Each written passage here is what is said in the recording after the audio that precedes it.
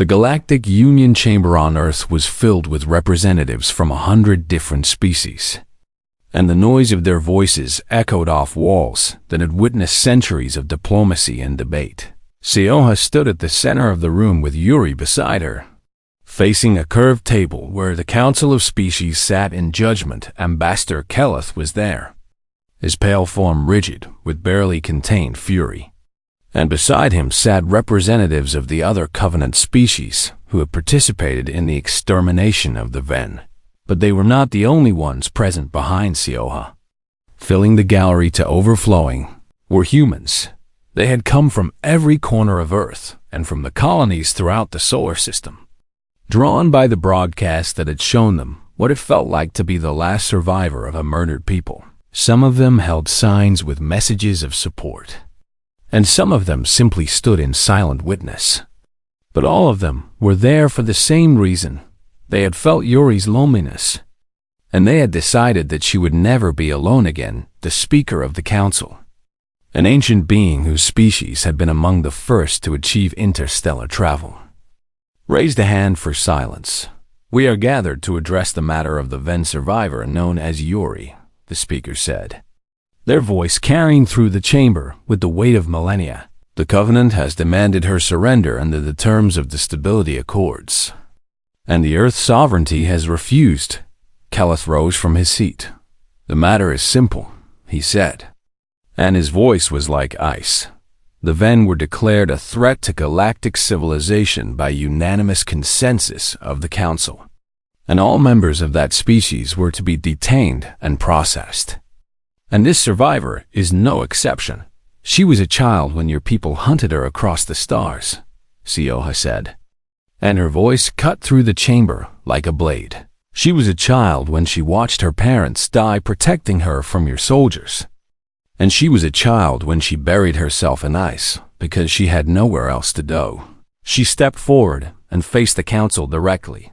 The Ven were not a threat, and they were a peaceful people who wanted only to share their gift with the galaxy. But you were afraid of feeling what they felt, so you killed them all. Murmurs rippled through the chamber, and Keleth's expression darkened. "You speak of things you do not understand." "Human, I understand perfectly," Sioha said. "I have felt what Yuri feels, and I know exactly what you were afraid of. Because you were afraid of compassion." She turned to address the full Council. "When humanity joined the Galactic Union, we insisted on adding clauses to the treaties that protected refugees and survivors of persecution. And you allowed it because you thought we were naive and sentimental and would never be foolish enough to actually invoke those clauses." She paused and let her gaze sweep across the assembled representatives. "Well, I am invoking them now." The speaker tilted their head. "On what grounds?" "On the grounds that Yuri is a sentient being who has committed no crime and who faces persecution and death if she is returned to the custody of the Covenant," Sioha said. "On the grounds that the Earth's sovereignty has the right to grant asylum to any being who meets these criteria, and on the grounds that the Covenant's demand for her surrender is a violation of the very treaties that hold this union together." Keleth made a sound of disgust. "You would tear apart the foundations of galactic law to protect a single survivor of a species that was rightfully eliminated." "Rightfully," Sioha repeated, and her voice was cold. "There's nothing right about genocide, Ambassador. And the fact that you still believe there is tells me everything I need to know about the Covenant." The gallery erupted in cheers, and the speaker had to call for silence 3 times before order was restored. "This council will deliberate," the speaker said, "but before we do, I would like to hear from the one whose fate we are deciding." All eyes turned to Yuri. The Ven girl had been silent throughout the proceedings, standing with her hands clasped in front of her and her dark eyes taking in everything. But now she stepped forward, and the crystalline growths along her arms began to glow with soft blue light. She did not speak. She did not need to. Instead, she reached out with her gift one final time, and she shared with everyone in the chamber the truth of what she was. She showed them her childhood on a world of purple skies, playing in gardens that floated on clouds of light while her parents watched with love in their eyes. She showed them the art and music and philosophy of the Ven, the centuries of culture that had been erased in the span of a single generation.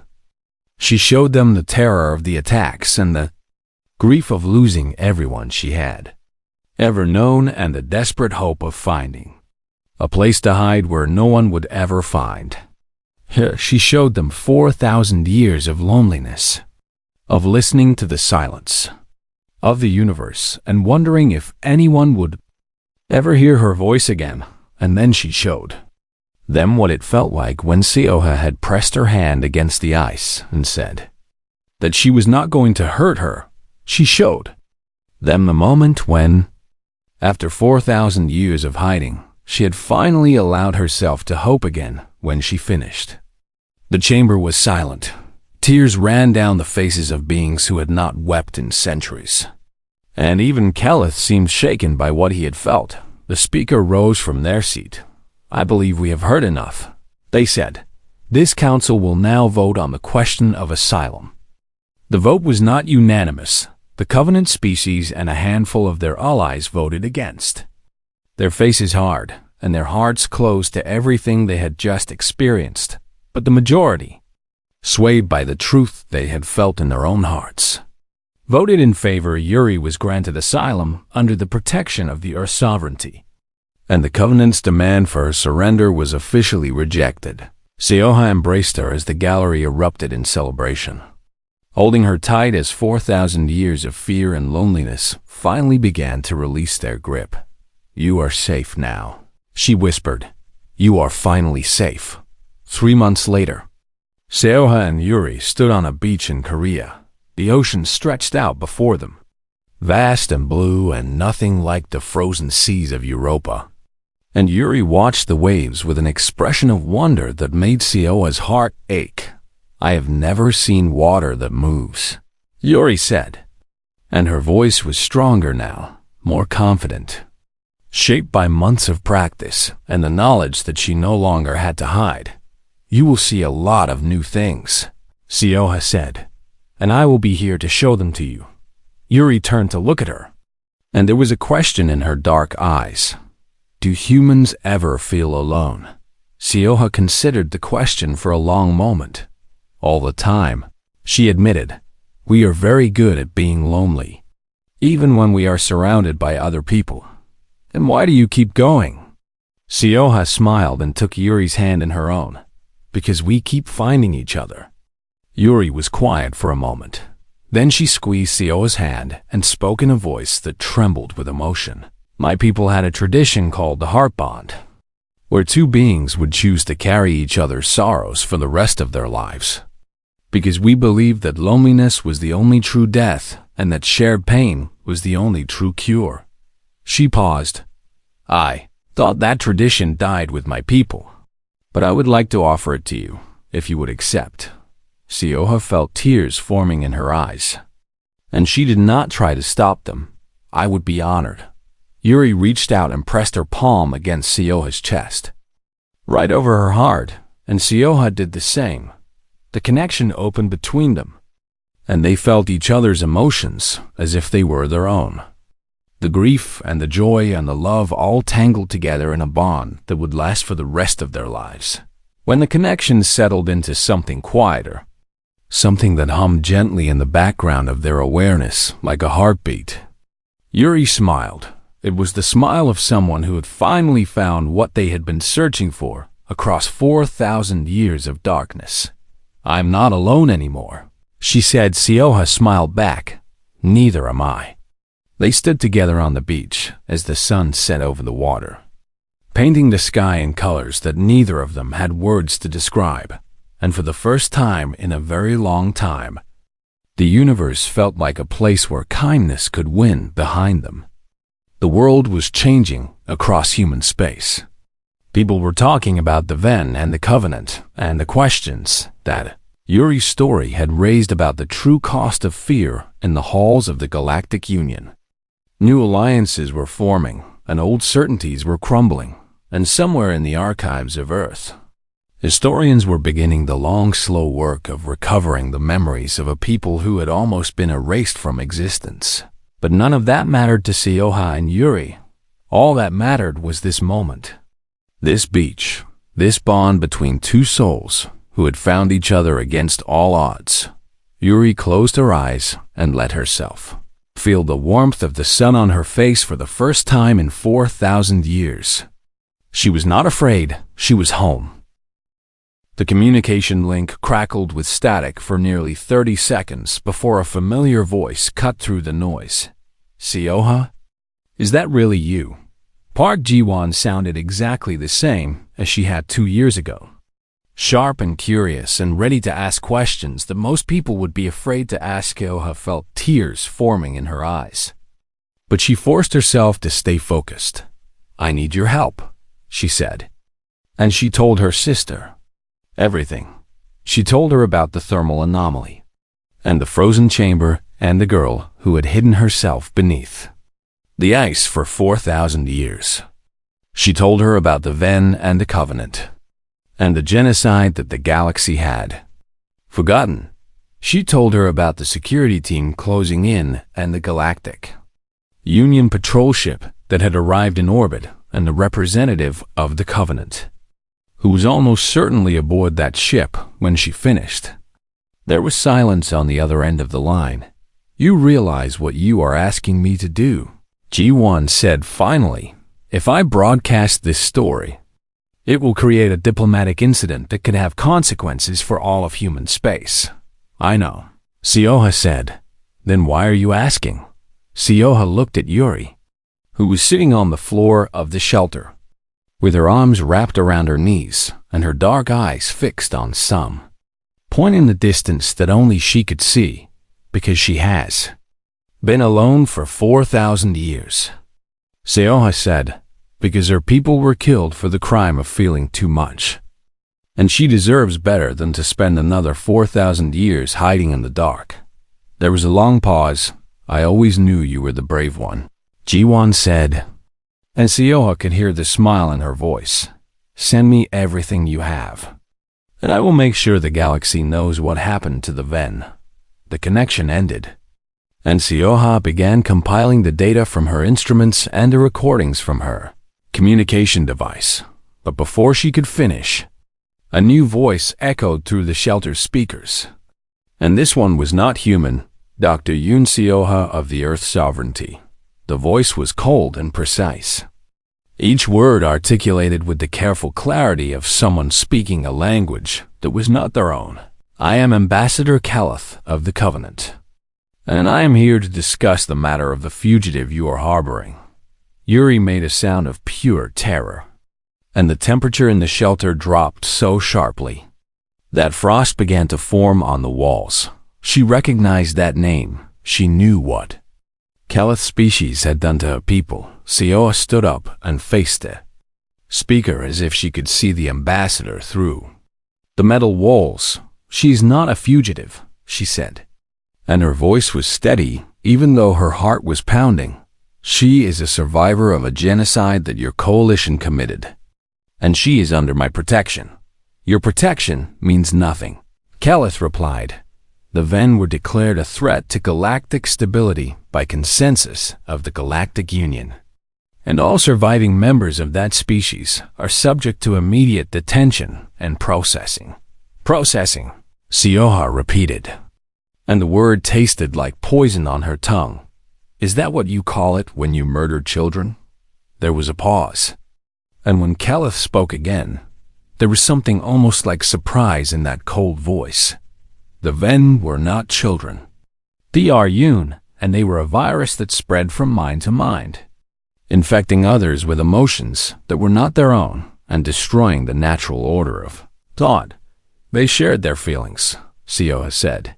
They helped others understand each other, and you killed them for it. We protected the galaxy from a threat that you cannot comprehend. Sioha laughed, and it was not a kind sound. I have felt what Yuri feels, Ambassador, and I have seen the memories of her people through her eyes.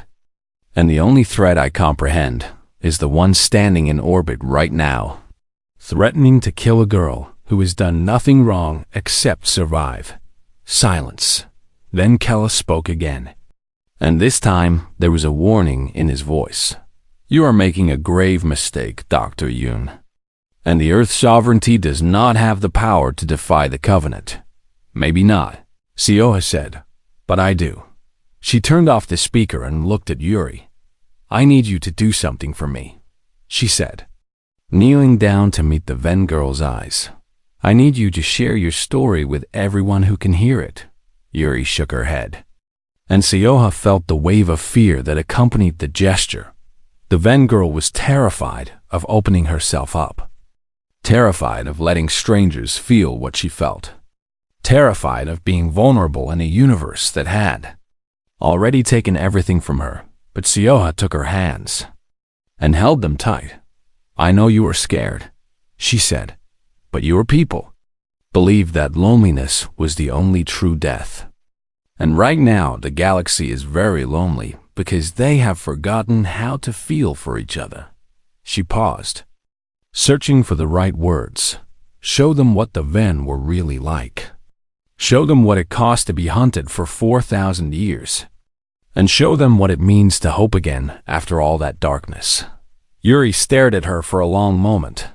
Then she closed her eyes and began to glow. The light started in the crystalline growths along her arms and spine.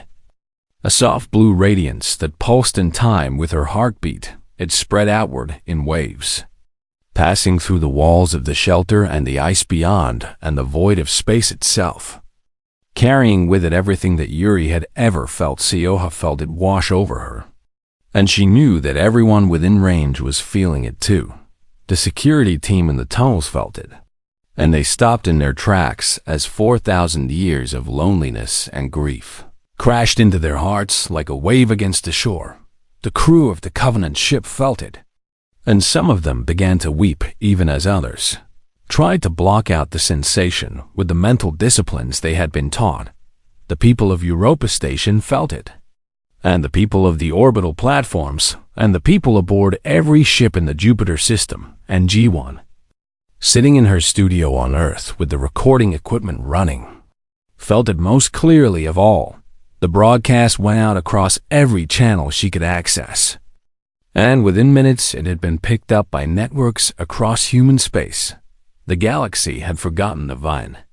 But now they were remembering. Sioha watched Yuri's face as the light faded. And she saw something there that she had not seen before. Peace. The shelter's door opened. And Security Chief Park Min-jun stepped inside with 2 officers behind him. He was a tall man with a hard face. The kind of face that had been trained to show nothing. But Sioha could see the tracks of tears on his cheeks. Dr. Yoon, he said. And his voice was rough. Ambassador, Keleth is demanding that we surrender the alien immediately. And what do you think we should do? Sioha asked. Min-jun looked at Yuri. And something shifted in his expression.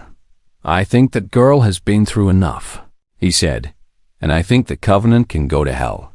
He turned to his officers. Secure the perimeter and do not let anyone from that ship near this shelter. The officers nodded and moved to comply. And Sioha felt a surge of hope that was almost painful in its intensity. It is not over, she warned. Keleth will not give up that easily. No, Min-jun agreed, but he will have to go through us first. He paused and looked at Sioha with something like respect. The entire solar system just felt what that girl feels, Dr. Yoon. And people are already gathering outside the Galactic Union headquarters on Earth to demand answers. Sioha looked at Yuri, who was watching the exchange with wide eyes. They heard you, Sioha said. And she squeezed the Ven girl's hand. They finally heard you. Yuri smiled. And it was the most beautiful thing Sioha had ever seen, but somewhere in orbit. Ambassador Keleth was speaking to his superiors and planning his next move. The galaxy had heard the last Ven's cry. But that did not mean they were ready to protect her. Not yet. The tunnels beneath Europa's surface formed a maze that had taken millions of years to create.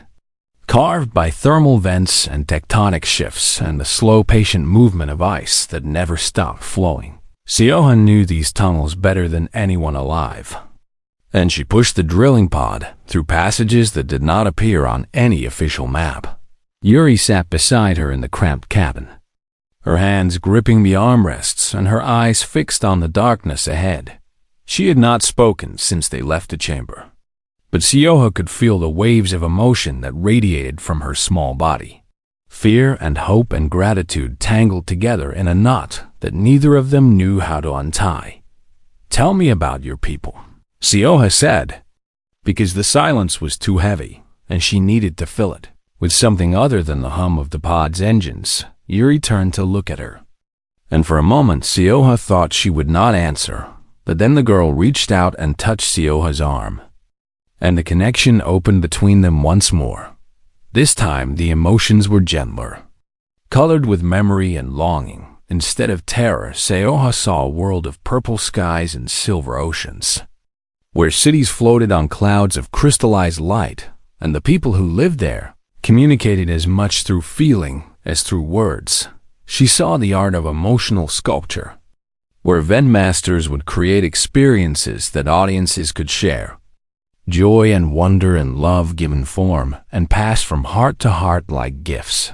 She saw the tradition of heart bonds, where two beings would choose to carry each other's sorrows for the rest of their lives, because the Ven believed that loneliness was the only true death and that shared pain was the only true cure. And she saw what happened when the Covenant came. The Ven had been peaceful, perhaps too peaceful, and they had not believed that anyone would truly try to destroy them until the warships appeared in their skies. They had tried to reason with their attackers, tried to share their emotions and show them that the Ven meant no harm. But the Covenant had been afraid of exactly that power. They did not want to feel what the Ven felt. They did not want to know that their victims were people too. So they had closed their hearts and opened their weapons.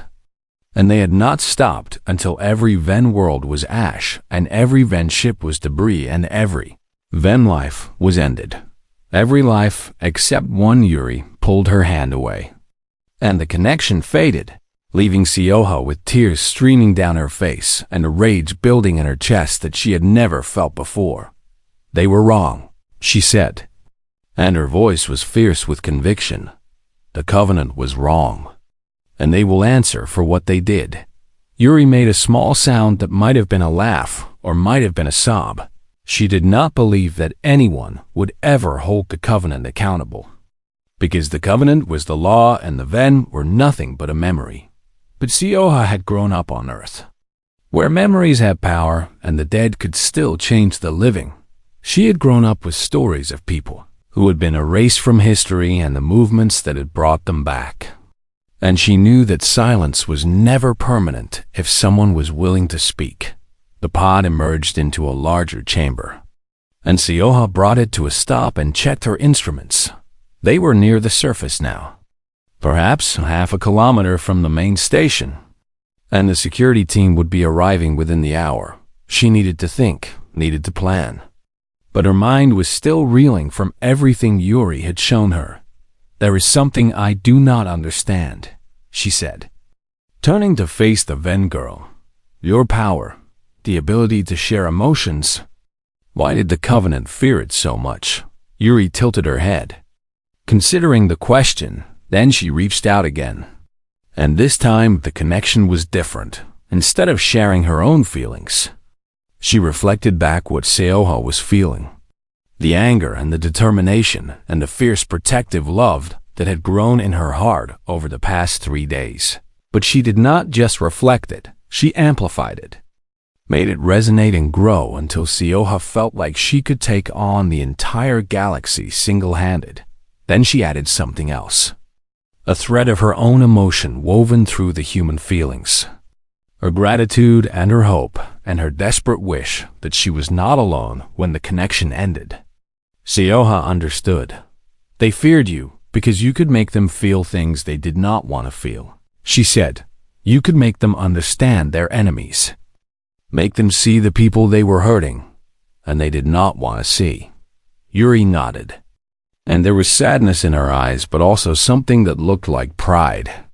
The van had been destroyed because they were too good at reminding others of their own humanity, or whatever the equivalent was for aliens. Sioha was about to respond when her communication device crackled to life, and a voice she did not recognize filled the cabin. Dr. Yoon Sioha, this is Security Chief Park Min-jin, and we have arrived at Station Polaris 7 and found it empty. Yuri went rigid with fear, and the temperature in the cabin dropped sharply. We know you are somewhere in the tunnel system, and we are tracking your pod signature. The voice continued. You are ordered to return to the station immediately for debriefing. Sioha muted the communication device and turned to Yuri. They cannot track us if we leave the pod, she said. Thinking quickly, there is an emergency shelter about 200 meters from here, carved into the ice by the original survey team, and it has its own life support and supplies. Yuri shook her head, and Sioha felt the wave of protest that accompanied the gesture. The Ven girl did not want Sioha to risk herself, did not want anyone else to suffer because of her, and she was prepared to surrender if that was what it took to keep her human friend safe. No, Sioha said firmly, I did not come this far to give up now. She grabbed her emergency pack from the storage compartment and opened the pod's hatch. Cold air rushed in, sharp and clean, and carrying the faint scent of minerals that had been frozen for eons. Do you trust me? She asked. Holding out her hand, Yuri looked at the hand, then at the darkness beyond, then back at Sioha's face, and slowly, with the courage of someone who had already lost everything and had nothing left to fear, she placed her blue-gray fingers in Sioha's palm. They ran through the tunnels together, their breath forming clouds in the frozen air, and their footsteps echoing off walls of ancient ice. Sioha led the way with a flashlight in her free hand, navigating by memory and instinct, and the desperate hope that she had not forgotten the path behind them. She could hear the sound of the security team entering the tunnel system, their voices bouncing off the ice and their equipment humming with power. But they did not know these tunnels the way Sioha did. The emergency shelter was exactly where she remembered.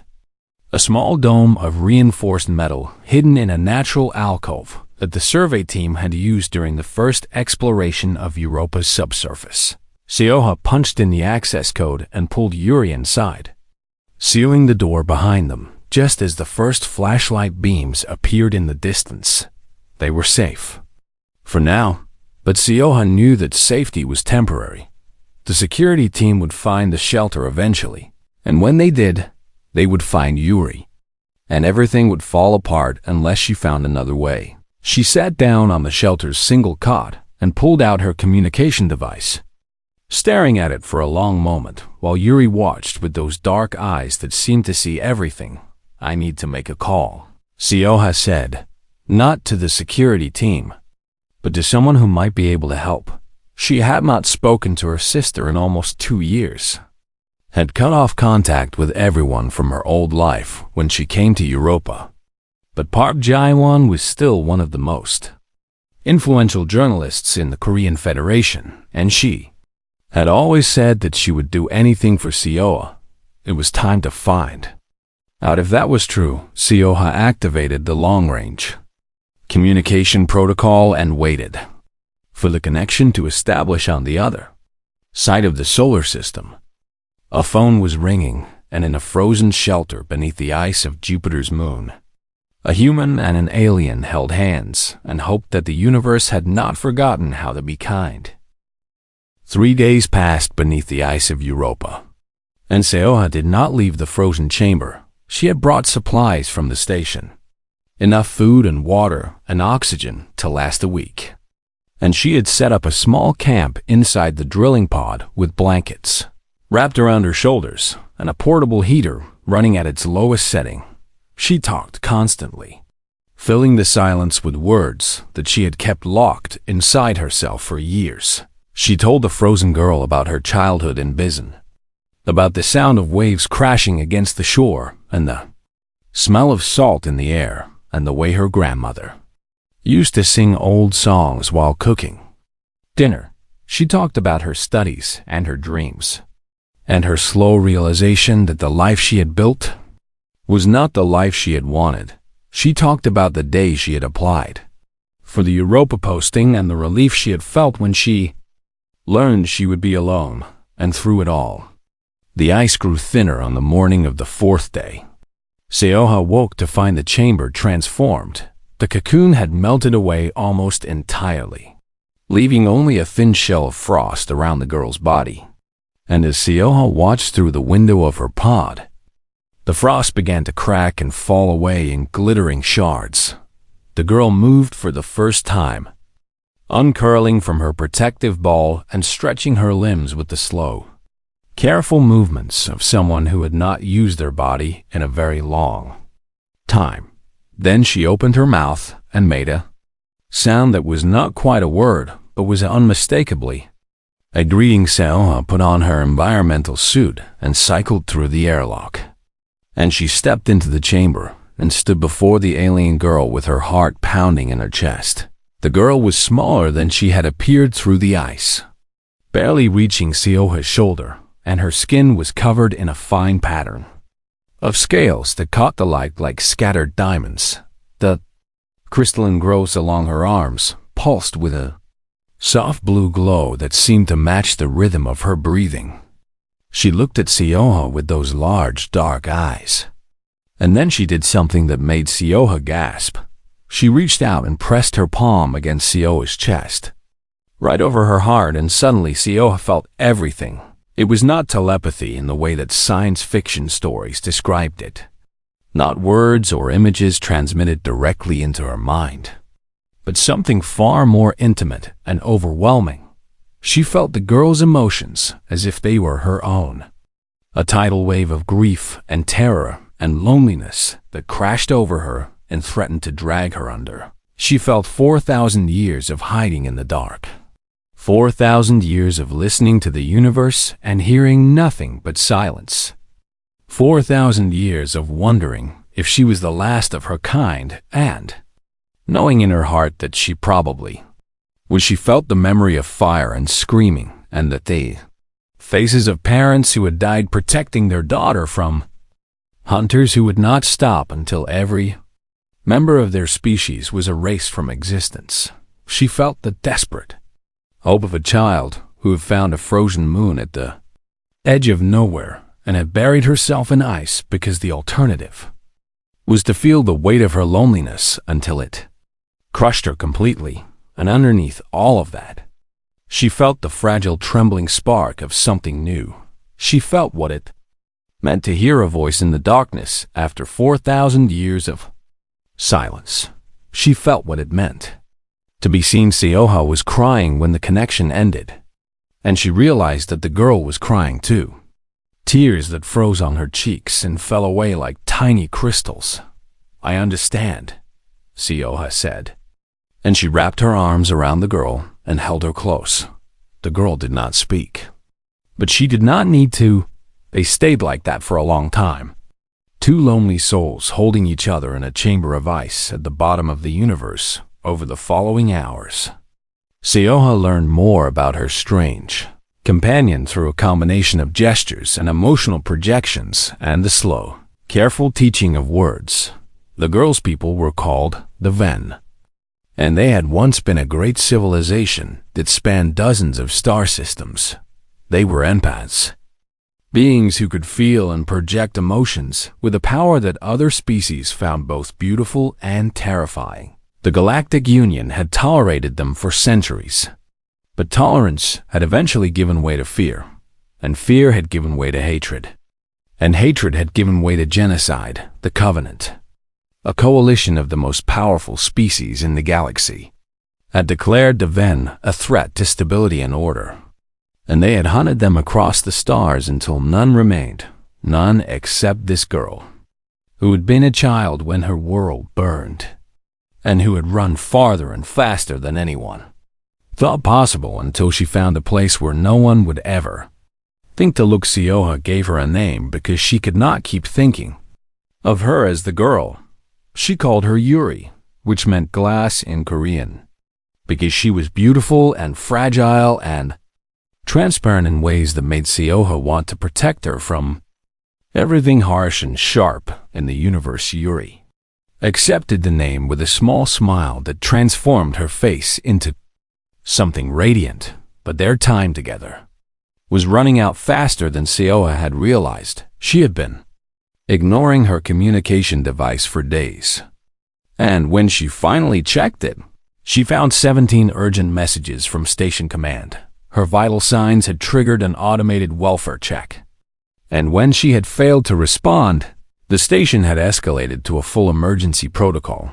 A security team was already on its way from the orbital platform, and they would reach the station within 6 hours. Sioha told Yuri what was happening, and she watched the light drain from those dark eyes as fear replaced the fragile hope that had been building between them. Yuri began to back away, and the temperature in the chamber dropped sharply as frost started to form on the walls. She was going to freeze herself again. She was going to hide in the ice and hope that the humans would not find her, just as she had hidden from the Covenant for 4,000 years. "No," Sioha said, and she grabbed Yuri's hands before they could complete whatever gesture began the freezing process. "I'm not going to let you disappear again." Yuri made a sound of protest, and Sioha felt the wave of terror that washed through their connection. The girl believed that all species were the same, that humans would treat her the way the Covenant had treated her people. That discovery meant death or something worse than death. But Sioha shook her head and held on tighter. "We are not like them," she said, and she tried to project her own emotions back through the connection, tried to show Yuri what humans were really like. She showed her the protests, and the movements, and the people who stood up for strangers they had never met. She showed her the doctors who traveled to war zones, and the volunteers who rebuilt after disasters, and the ordinary people who opened their homes to refugees from places they could not find on a map. She showed her what humanity could be when they chose to be brave instead of afraid. "Some of us will try to hurt you," Sioha admitted, because she would not lie to this girl who had already been betrayed by the universe too many times. "But some of us will fight to protect you, and I will be one of them." Yuri stared at her for a long moment, and the frost on the walls began to recede. Then she squeezed Sioha's hands and nodded once. "We need to run," Sioha said, and she pulled Yuri toward the drilling pod.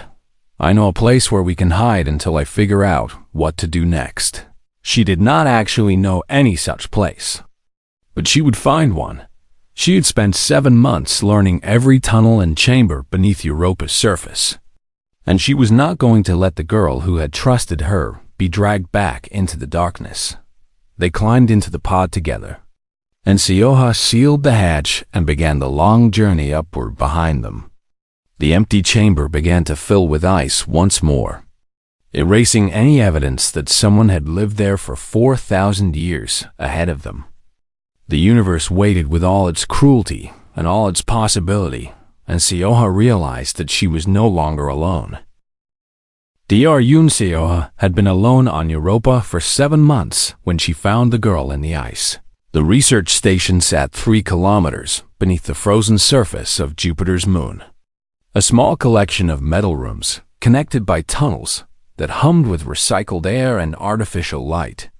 And Sioha had grown used to the silence that filled every corner of her world. She had chosen this posting because she wanted to disappear, and Europa was the perfect place for someone whom no longer wished to be found. The work was simple enough, and she spent her days drilling into ancient ice and studying the geological formations that had remained unchanged for millions of years. And she sent her reports to Earth every week and received only automated confirmations in return. Nobody called her name anymore, and that was exactly what she had wanted. But on this particular morning, something strange appeared on her thermal scanner. Sioha leaned forward in her chair and stared at the screen with confusion written across her face, because the readings made no sense at all. There was heat coming from a pocket of ice nearly 3 kilometers below her station, in a region that should have been geologically dead for longer than humanity had existed. She ran the scan again and received the same result. Something was alive down there. Or at least something was generating warmth in a place where warmth should not exist. Protocol demanded that she report the anomaly to Station Command and wait for instructions. But Sioha had not spoken to another human being in months, and she found that she did not want to break her silence for something that might turn out to be nothing more than a sensor malfunction. She would investigate first and report later. The drilling pod was designed for solo expeditions, a small capsule with reinforced walls that could push through ice like a needle through cloth. And Sioha climbed inside and sealed the hatch behind her.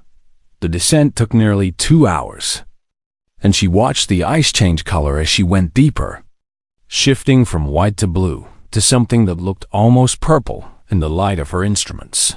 The thermal signature grew stronger with each passing minute. When she finally reached the source, Sioha stopped the pod and activated the external lights. And what she saw through the window made her heart stop beating for a single terrible moment. There was a chamber carved into the ice, a perfect sphere of crystal clarity that seemed to glow with its own inner light. And suspended in the center of that chamber was a girl. She was humanoid in shape, with 2 arms and 2 legs and a face that could almost pass for human if not for the pale blue-gray color of her skin and the crystalline growths that ran along her arms and spine like frozen flowers. She looked young, perhaps 15 or 16 by human standards, and she was curled into a ball with her knees drawn up to her chest and her arms wrapped around herself as if she were trying to hold her own pieces together. The ice around her was not natural, and Sioha understood this immediately. This was not a tomb that someone else had built. This was a cocoon that the girl had created herself. Sioha pressed her hand against the window of the pod and stared at the frozen figure, and she felt something twist inside her chest that she had not felt in a very long time. It was recognition. She knew what it looked like when someone wanted to disappear from the universe. The thermal readings told her that the girl was not dead, and the heat signature was coming from a metabolism that had slowed to almost nothing but had not stopped entirely. She was hibernating, waiting, hiding from something that had driven her to bury herself beneath kilometers of ice on a moon at the edge of human space. Sioha was about to turn the pod around and head back to the station when she noticed something that made her freeze in place. The girl's eyes were open. They were large and dark and filled with an expression that Sioha recognized without any need for translation, because fear looked the same on every face she had ever seen. The girl was watching her through the ice, and she was terrified. Sioha did not know what to do, and she sat in the pod for a long moment while her mind raced through possibilities and discarded them one by one. She could report the discovery and let others decide what happened next. But she knew what would happen if she did. Scientists would come with their instruments and their questions, and military officers would come with their weapons and their suspicions, and politicians would come with their agendas and their calculations. The girl would become a specimen or a threat or a resource, but she would never be allowed to simply be a person's. Sioha looked into those frightened eyes and made a decision that surprised even herself. She activated the external speakers and spoke in a soft voice that she had almost forgotten how to use. "I am not going to hurt you." The words hung in the frozen air, and for a moment nothing happened at all. Then Sioha noticed something that made her breath catch in her throat. The ice around the girl's hand was growing thinner. It was not much, just a slight change in the way the light passed through the crystal surface. But it was unmistakably a response. The girl had heard her, and some small part of her had chosen to reach back. Sioha felt tears forming in her eyes. And she did not try to stop them. "I know what it is like to want to hide," she said through the speakers. And her voice cracked on the words because she had not admitted this truth to anyone, not even herself. "I came here because I wanted to disappear too. And I thought that if I went far enough away from everyone, the loneliness would not hurt anymore." She paused and pressed her palm flat against the cold window. "But it still hurts. Does it not?" The ice around the girl's hand grew thinner still, and Sioha could see the pale blue fingers now, delicate and trembling beneath the surface. "I am going to stay here with you," Sioha said. And she meant every word. "I'm not going to tell anyone about you until you are ready. And I'm not going to leave you alone in the dark." She did not know if the girl could understand her language, and she did not know if her words meant anything at all to a being who had buried herself in ice for reasons Sioha could not imagine. But she knew that loneliness was a language that needed no translation. She settled back in her seat and began to talk, telling the frozen girl about Earth and Korea and the family she had left behind, about the reasons she had run away and the dreams she had given up, about the silence she had thought she wanted and the emptiness she had found instead. And through the ice, the girl listened. The chamber grew warmer by the smallest degree, and the cocoon grew thinner by the width of a single breath. And somewhere in the darkness beneath Europa's frozen shell, two lonely souls began the long, slow process of reaching toward each other. Sioha did not know what would happen next, and she did not care. She had found something in the ice that she had not been looking for, and she was not going to let it go.